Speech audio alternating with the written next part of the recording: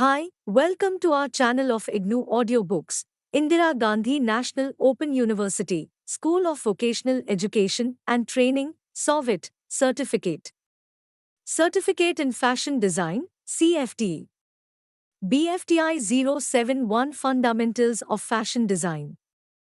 Block-1 Fashion Design, Historical Context. Unit-1 Theories and Functions of Clothing. 1.0 Introduction. The first unit lays the foundation for the entire course by starting a discussion on why people wear clothes.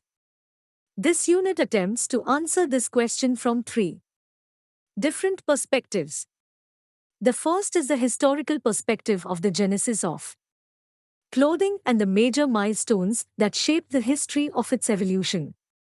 Secondly, this unit introduces some fundamental theories about clothing to give an idea of how fashion scholars and fashion professionals view the role of clothing.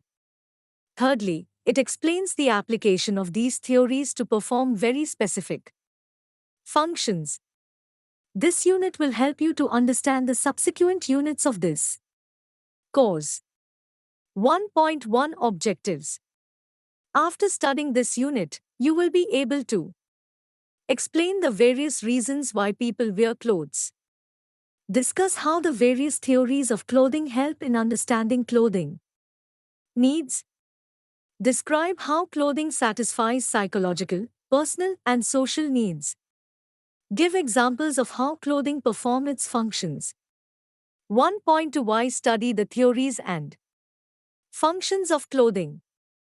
Understanding the theories and functions of clothing is important for the following purposes: to recognize the motivations behind the desires of individuals as well as institutions in getting certain types of dresses designed and constructed, to identify the specific nature of functions that the wearer requires, to design and construct clothes in creative ways to maximize the satisfaction level of the wearer. 1.3 Origin and History of Clothing. 1.3.1 Origin of clothing. The origin of clothing is inferred mainly from archaeological findings, ancient paintings and figurines. The actual dating of the origin of clothing keeps changing with new findings by archaeologists and the interpretations provided by anthropologists who study various aspects of human existence in the past and present societies. Anthropological research on human head, lice and lice that live in clothes suggests that clothing may have originated around 170,000 years ago. Other researchers claim that clothing may have originated around 540,000 years ago. One view is that the origin of clothing may have coincided with the northward migration of the modern Homo sapiens away from the warm climate of Africa. Another view is that the invention of clothing may have been necessitated by the loss of body hair by human beings during the process of evolution. The severe cold of the northern regions would have forced them to cover themselves with objects available in the surroundings. They also suggest that the earliest forms of clothing may have been made of animal hide and fur, as well as vegetation including bark, leaves, and grass that were draped, wrapped, or tied around the body. Archaeological findings of dyed and twisted flax fibers found in the prehistoric Zudzuana cave, 34,000 BCE, in the Republic of Georgia, and sewing needles made of bone or ivory, 30,000 BCE, suggest that clothing may have originated quite early in human history. 1.3.2 Milestones in the history of clothing. In the long history of clothing, there have been important milestones in the development of clothing. These include the following. 1. Fiber and thread. The processes of pressing and compacting fibers together were used to make the first textile called felt. Bark cloth called tapa or kapa was a primitive fabric made by beating and matting the soft Inner bark of certain trees.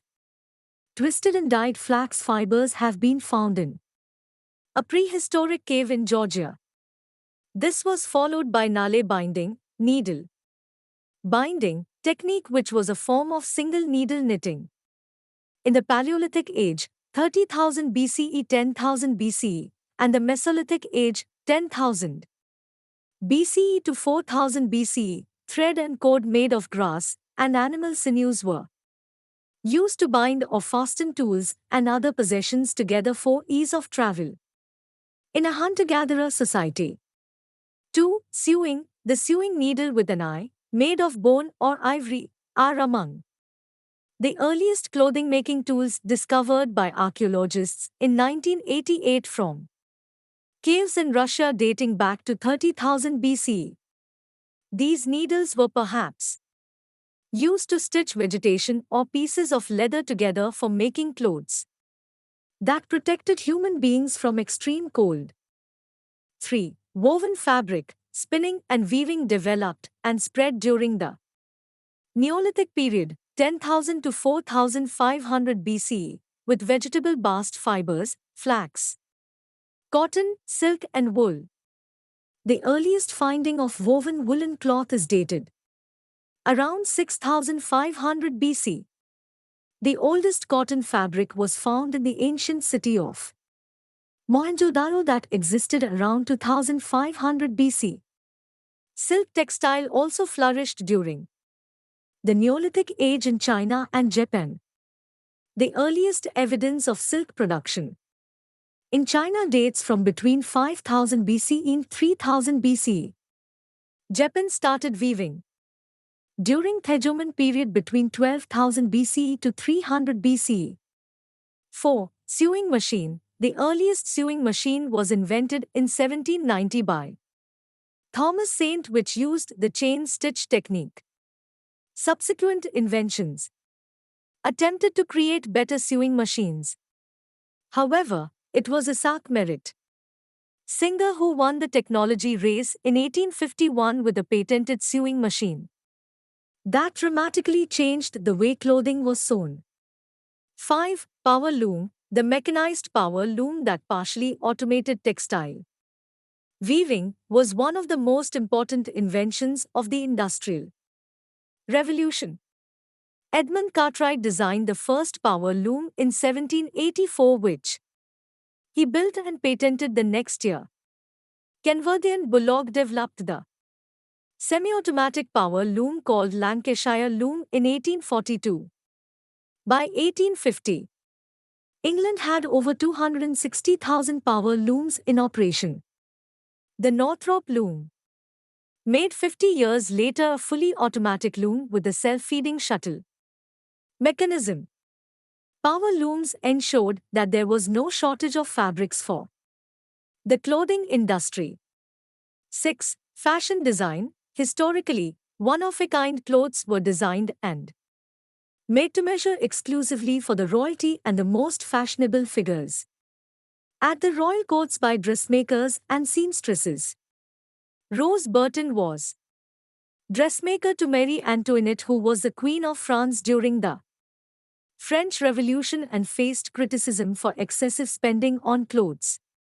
However, the history of fashion began with the development of the textiles and clothing industry during the Industrial Revolution in the 18th and 19th century. The first professional fashion designer was Charles Frederick Worth, also known as the father of couture, who was an Englishman living in Paris who had a business employing several drapers, tailors and seamstresses. His talent was noticed by Empress Eugenie of France, whose patronage brought him into the limelight. This also made Paris as the fashion capital that influenced the other fashion centers in other countries. 1.4 Theories of the origin of clothing. 1.4.1 Modesty theory. Modesty of a woman refers to her dressing or behaving in a way so as to avoid impropriety or indecency, and especially to avoid attracting sexual attention.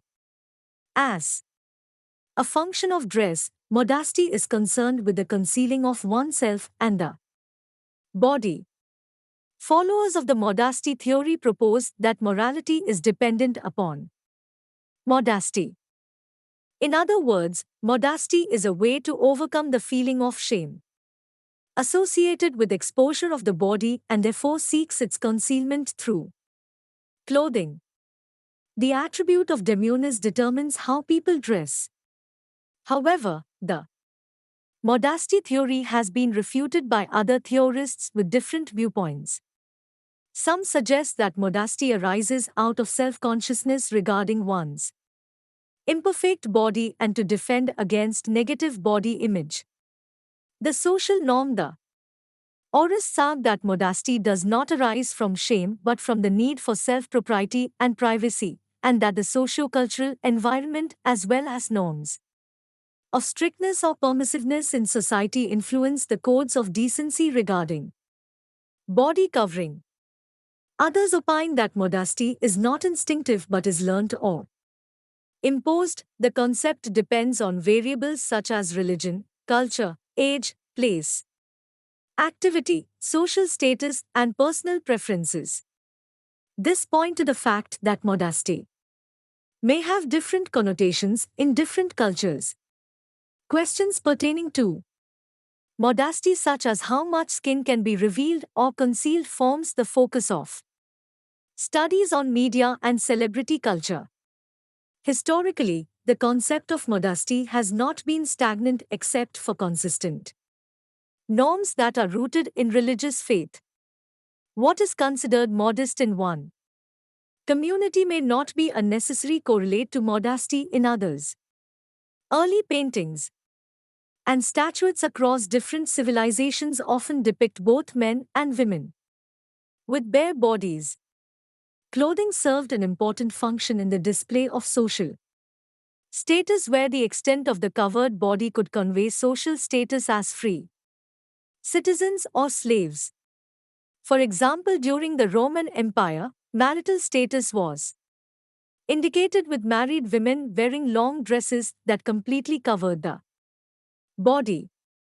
From a fashion perspective, the modesty theory has had two distinct expressions.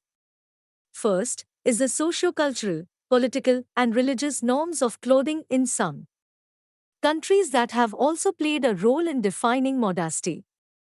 In some civilizations, the veiling of faces indicated status. Women of class were required to wear veils, while others were not allowed to do so. In Iran, wearing the hijab was banned in 1936, but it was made mandatory in 1979. The growing market for modest fashion, which is currently estimated to be worth over $400 billion, is for the cosmopolitan consumer who wants coverage in accordance with her faith but with style.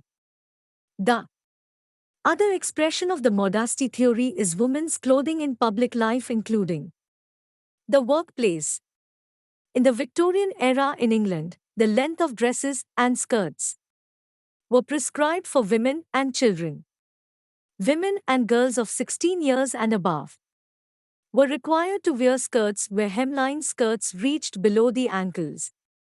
During World War II, rationing of clothes was imposed. For example, the skirts of the women's utility suits were standardized to knee length. Requirements of the workplace also had a major role in the emergence of power suits in the 1980s. As women began to occupy more and more of executive positions in corporate management, they preferred dresses that reflected authority along with modesty and did not in any way objectify women. Power dressing has brought in full length suits and knee-length skirts whose necklines revealed nothing but the collarbones. 1.4.2 Immodesty theory. The history of civilization shows that both modest and immodest clothes have coexisted.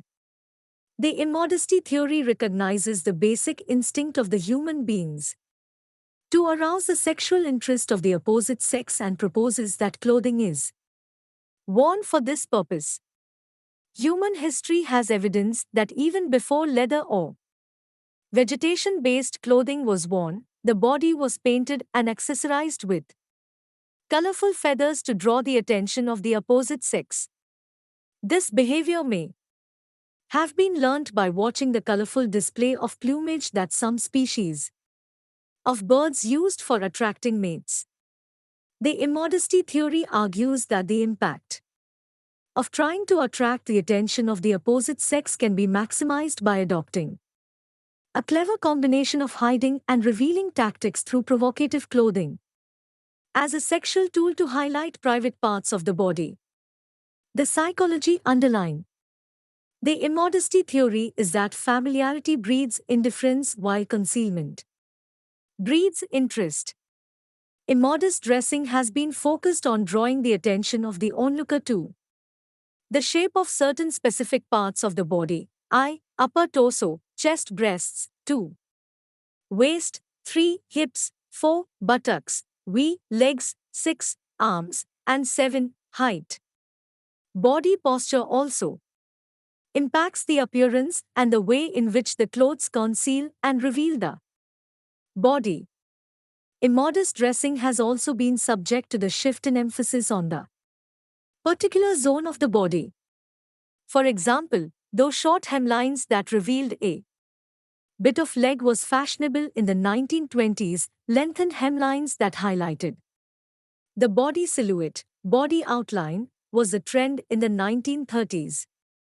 The 1940s were dominated by structured shoulders and shorter hemlines, while longer skirts with small waistlines and accentuated busts typified the 1950s.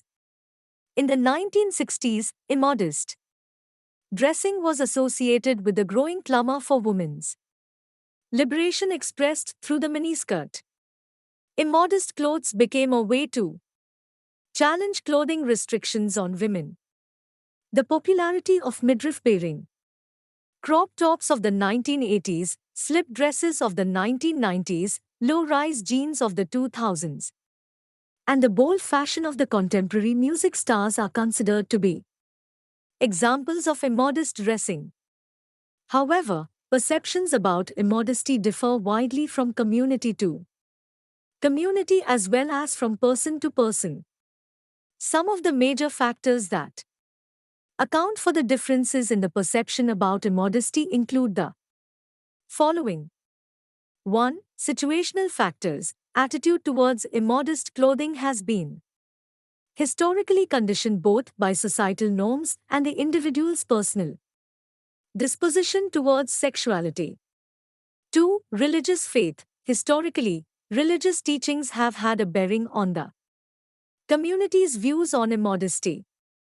3. Psychological factors. People's psychological inclination towards pleasing oneself or pleasing others has had an impact on their wearing of immodest clothes. 4. Physiological factors. Differences in anatomical proportions even among people wearing the same kind of clothes also play a role in reflecting immodesty. 5. Physical and psychological comfort factor. While some people are comfortable wearing different types of clothes, including those that may be perceived as immodest, there are others who may be uncomfortable in wearing immodest clothes. 1.4.3 Adornment Theory. The adornment theory emphasizes the fact that human beings began to adorn themselves even before they started wearing clothes as we know them now. The desire for adornment is considered to be natural and instinctive, motivated by the desire to feel good about oneself and to appear attractive to others. The aesthetic value of beauty is enhanced by the other embedded qualities such as amiability, which appears to be welcoming and therefore attractive. The essence of adornment is the positive emotional reaction in the wearer and on the viewer. The adornment theory also reflects a holistic approach to fashion. Its scope extends beyond clothing to encompass accessories and cosmetics to create an integrated fashion appeal. While the modesty theory aims at demureness and The immodesty theory aims at sexual attraction, the adornment theory focuses on enhancing beauty and makes use of all elements and principles to enhance the aesthetic impact of appearance. This theory emphasizes that adornment also draws inspiration from nature and emulates it. Designers draw inspiration from nature and develop abstractions in the form of decoration. Design involves colors, textures, and the use of various materials for adornment. Adornment through creative interpretations of surface. Ornamentation on textiles for clothing and home decor is the basis of an important activity in the fashion industry known as fashion forecasting. Fashion designers incorporate aspects of tradition and modernity for fabric development, processing, and garment production. Different embellishment techniques are used to raise the adornment quotient of the collections, which include traditional surface treatments such as dyeing and printing, embroidery, beadwork, lace work, and several other fabric manipulation techniques. Addition of accessories is also an important way of enhancing the adornment value of fashion.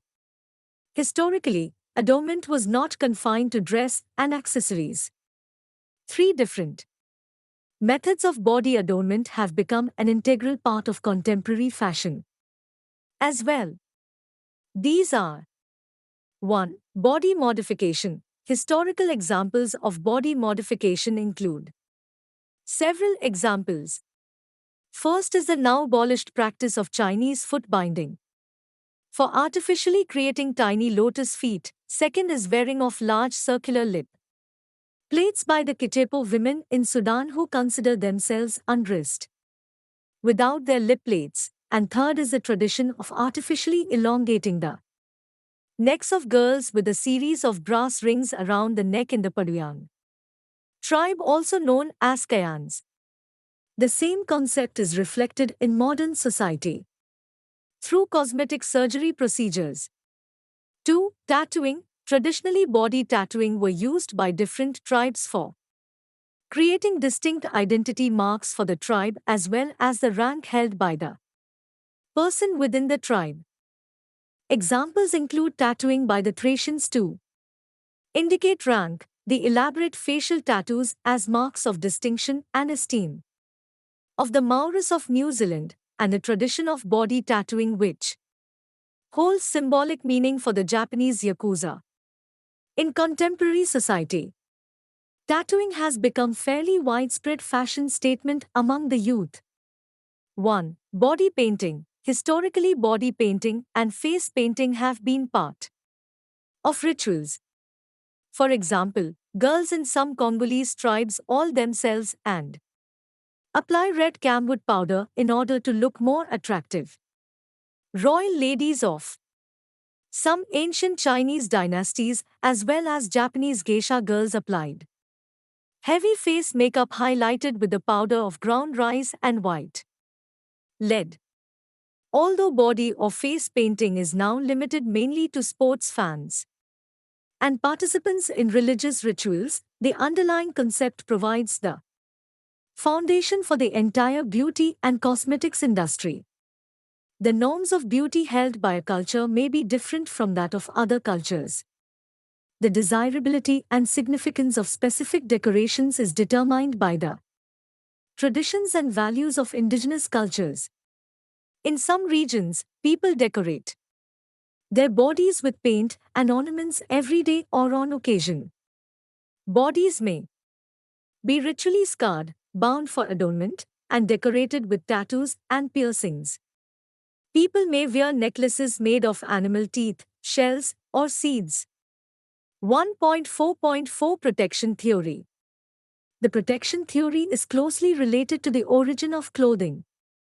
Although the early human beings who lived in warmer climatic zones did not require added protection to their body, those who moved away from Africa and migrated into the northern hemisphere needed to cover their body, particularly to protect themselves from the freezing temperatures.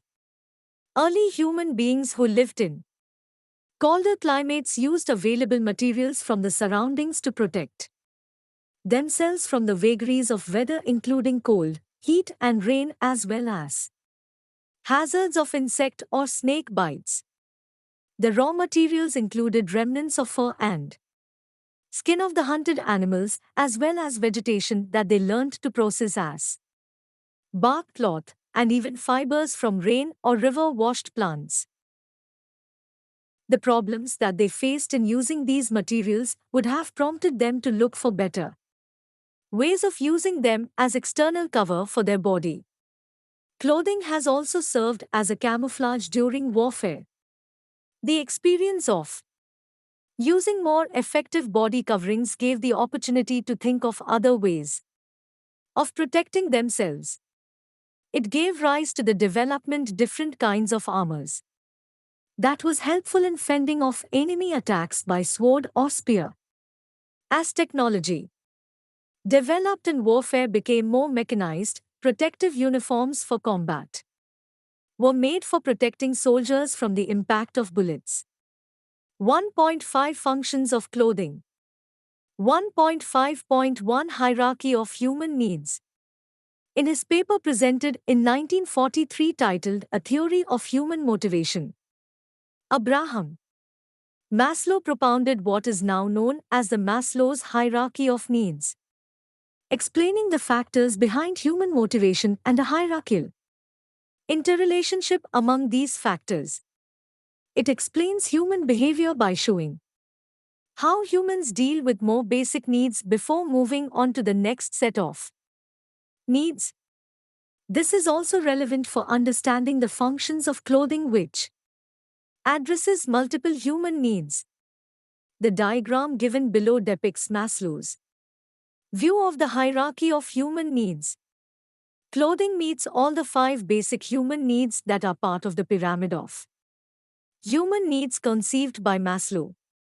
There are distinct functions of clothing that meet each of the indicated needs.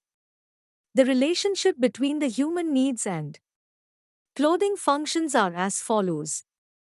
1. Physiological needs. Physiological needs are a prerequisite to human survival.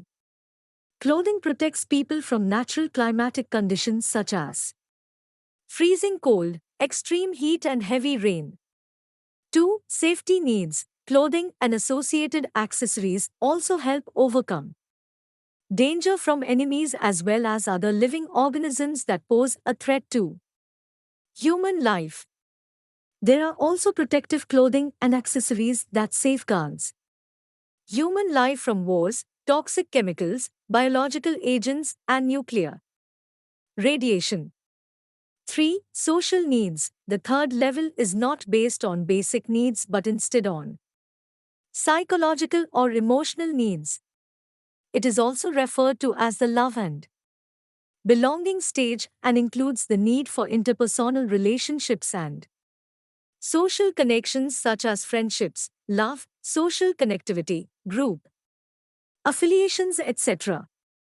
When people express acceptance in receiving and giving gifts as a symbol of love and belonging, when consumers trust and follow fashion trends by purchasing and wearing clothes and accessories similar to that worn by friends and even strangers, it inducts and situates the individual within a social group community.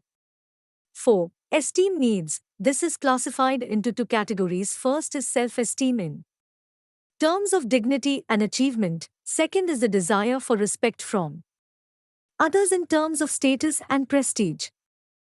The bride and bridegroom feel special by being the focus of attention in their wedding ensembles. A graduating student feels a sense of achievement in the convocation gown and cap. An army officer feels pride to receive medals, badges, and stars that indicate rank. Army and police personnel feel proud to wear their uniform. 5. Self-actualization needs. Individuals experience self-fulfillment when they attain personal growth, which can be expressed in many ways, including clothing that is in sync with individuals' self-image and a consumption preferences regarding everyday clothing. 1.5 protection and comfort function. Survival is a prime motivation of human life. In Maslow's hierarchy of needs, the physiological needs and safety concerns are primary and therefore placed at the base of the pyramid. Clothing is among the physiological needs necessary for survival, as it is essential to protect human life from the vagaries of the seasons as well as natural and man-made dangers. The following are some of the specific ways in which clothing safeguards human life. 1. Protection from weather hazards. Human body has limits beyond which it cannot cope with the extremes of weather. Warm clothing worn in layers of inner wear and outer wear help the body to withstand different levels of cold. People are able to live and work even at sub-zero temperatures using clothing that helps to keep the body warm. Specialized clothing such as the raincoat and accessories such as the hat and umbrella protect people from rain. 2. Protection from environmental danger. There is a link between man and the environment. People need custom-made clothing and accessories to avoid becoming victims of environmental danger. Clothes protect the body from insect bites. Shoes protect the feet from dirt and discomfort of walking over rough surfaces. Astronauts wear high-technology space suits to survive in difficult atmospheric conditions. Surgeons wear surgical masks and gloves to keep the operation theatre sterile and prevent the patient from 3. Protection from occupational hazards, threats to human life and health. From man-made products, machinery and systems have been increasing.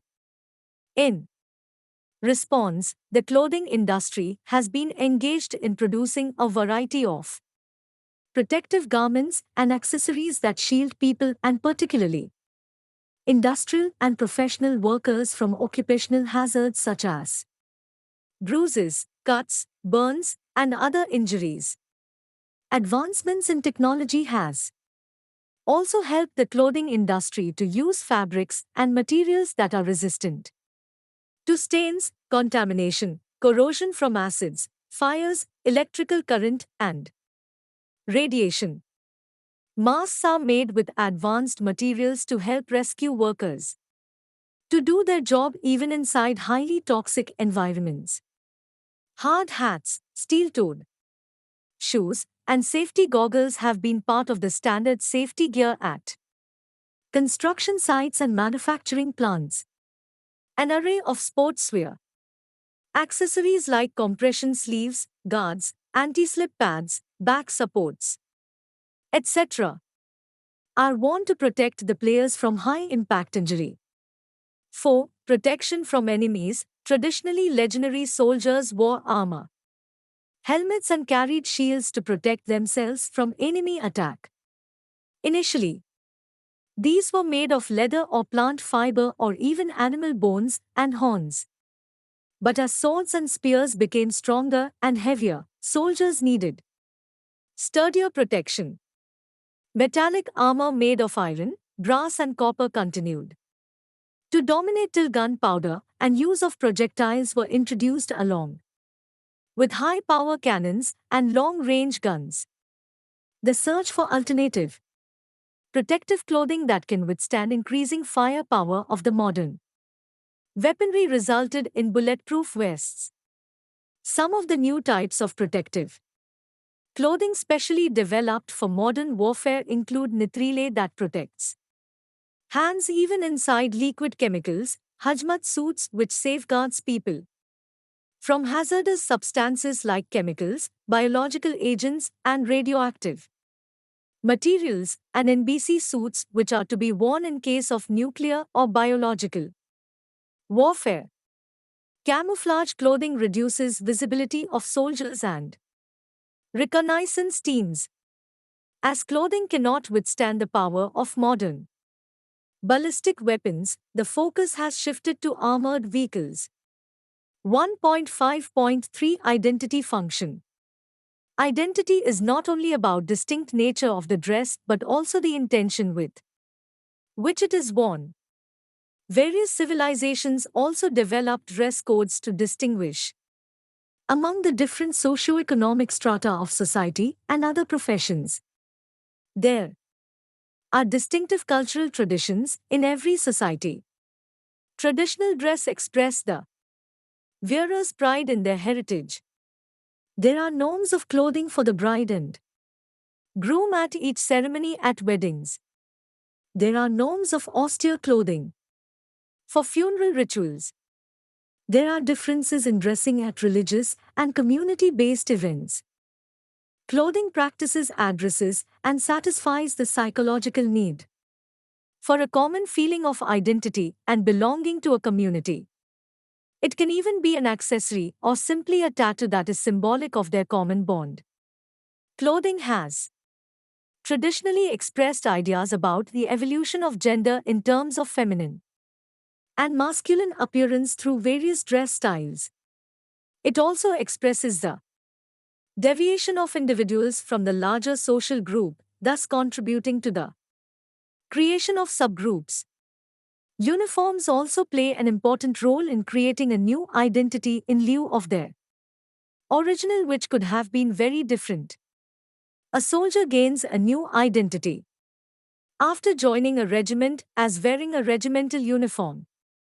This, in turn, creates and reinforces a new and strong bond of cooperation among the members of the concerned regiment, replacing their original identity as civilians. The same psychological feeling of pride and belonging is also seen among uniformed professionals, particularly those belonging to the armed forces who treat their uniforms as a mark of the privilege of protecting the country and its people. Uniforms also help to distinguish people belonging to different professions.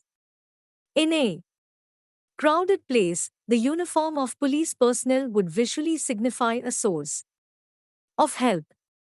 The same applies in a hospital where the uniforms and lab coats help to identify a doctor or nurse in case of a medical emergency.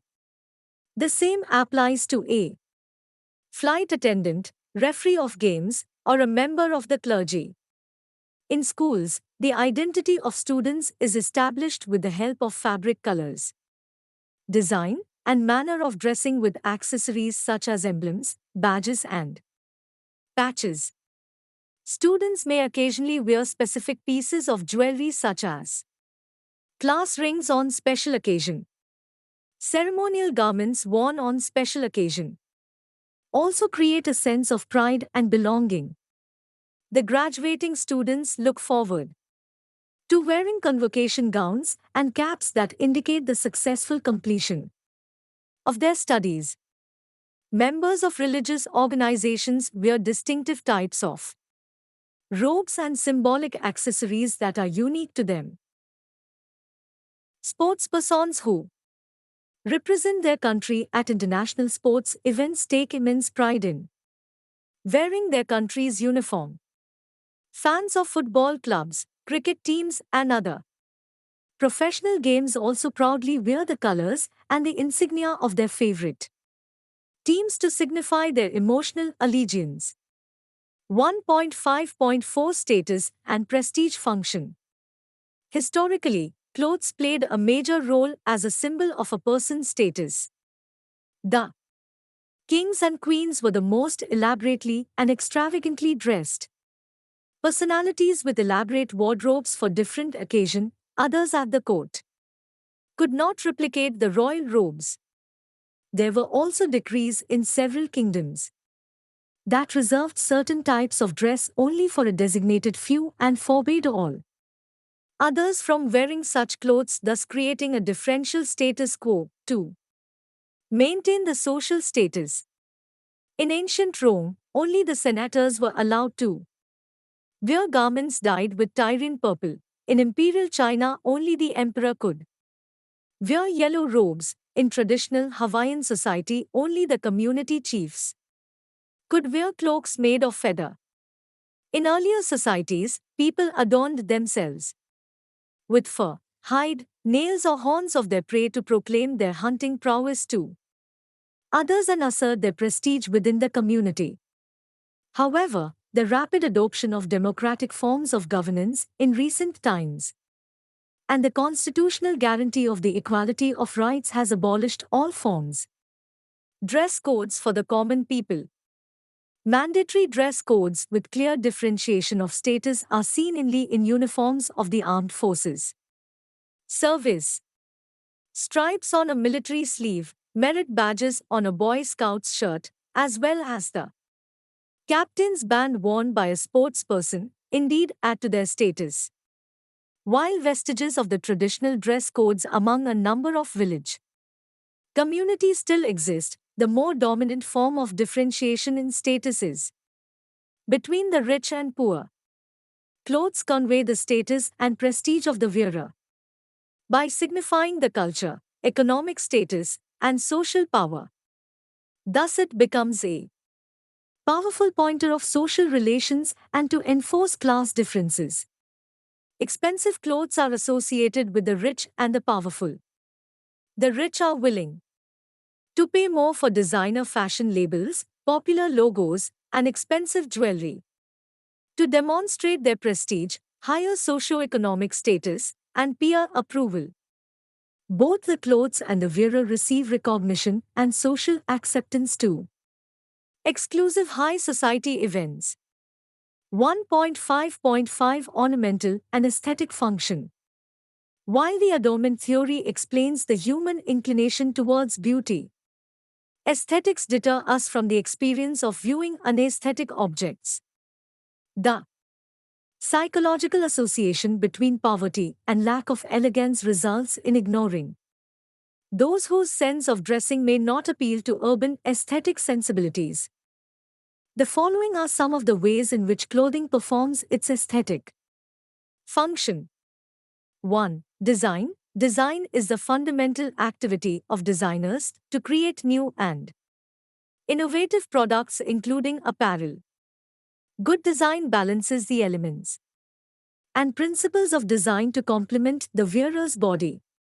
This emphasizes the positive physical attributes of the person and creates a good impression on the onlookers. 2. Surface ornamentation. Surface ornamentation gives value addition to fabrics through weaving and handcrafted techniques such as embroidery. Dyeing and printing applied on finished fabrics or dresses help enhance the aesthetic appeal of the clothing. 3. Accessories. Accessories are coordinated to complement the aesthetics appeal of clothing and complete the look and to direct attention towards the wearer. Jewelry, wrist watches, shoes, bags and makeup are the accessories that maximize the impact of the dress. Even uniforms are designed with two versions, one that is worn on a daily basis and the other with additional accessories for use during ceremonial occasion. 1.5.6 Sociability and conformity function. People generally have a need for love and belonging as they also fear isolation. Clothes can indirectly generate identification with a group or community through the performance of sociability and attraction. 1. Indigenous clothing. Traditional clothing engender the feeling of belonging to a community. Indigenous dressing is also useful in displaying one's cultural identity. 2. Conformity dressing. People express loyalty to their community by adhering to its unwritten yet implicit dress codes.